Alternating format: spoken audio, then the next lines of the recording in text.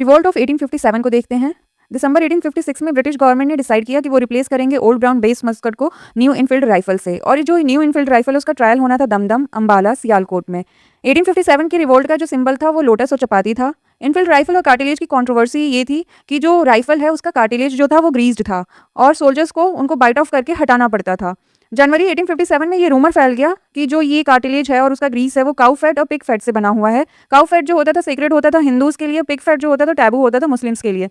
तो ये हिंदू और मुस्लिम्स दोनों के सेंटिमेंट्स को हर्ट करता था। ब्रिटिश का रेस्पॉन्स ये रहा कि उन्होंने इस रूमर को डिसमिस कर दिया और बेसलेस बताया, कोई भी प्रॉपर इन्वेस्टिगेशन नहीं की। इसने सोल्जर्स के बीच में सस्पिशन को और ज़्यादा फ्यूल किया और उनके गुस्से को और ज़्यादा बढ़ा दिया। सोल्जर्स का जो रिएक्शन था वो ये था कि वो बिलीव करते थे कि ब्रिटिशर्स उनके रिलीजन को डिस्ट्रॉय करना चाहते थे, खत्म करना चाहते थे और उनको क्रिश्चियनिटी में कन्वर्ट करना चाहते थे। इसने इमीडिएटली ट्रिगर कर दिया 1857 के रिवोल्ट को। बराकपुर इंसिडेंस जो हुआ वो 29 मार्च 1857 को हुआ। सोल्जर्स ने रिफ्यूज कर दिया कि वो कार्टिलेज को यूज नहीं करेंगे। मंगल पांडे ने भी रिवेल किया, और मंगल पांडे जो बिलोंग करते थे 34th बंगाल इन्फेंट्री से बिलोंग करते थे, और उन्होंने अपने एक ऑफिसर को किल कर दिया। ये फिर रिवोल्ट स्टार्ट हुआ 10 मई 1857 को मेरठ से। मेरठ में जिसने स्टार्ट किया वो 3rd Bengal light cavalry regiment थी। हिस्टोरिकल इंटरप्रिटेशन ये है कि एंग्लो इंडियंस मानते थे कि ये डिस्कंटेंट और ग्रीस्ड कार्टिलेज की वजह से हुआ।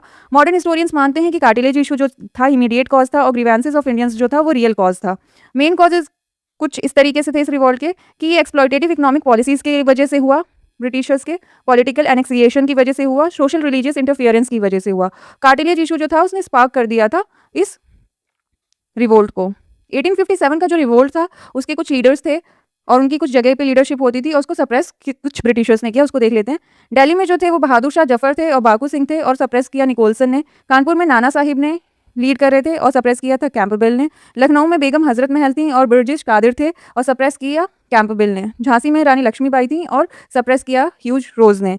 आरा बिहार में कुंवर सिंह थे, जगदीशपुर मेनली जगदीशपुर वाले एरिया में थे, और विंसेंट आयरी ने सप्रेस किया था इस रिवोल्ट को। इलाहाबाद में लिकायत अली थे और स्मिथ नील ने सप्रेस किया। बरेली से लीड कर रहे थे खान बहादुर और सप्रेस किया कैंपबेल ने। उड़ीसा से लीड कर रहे थे सुरेंद्र शाही और उज्जवल शाही ने। यहाँ पे ब्रिटिशर्स ने सरेंडर कर दिया था।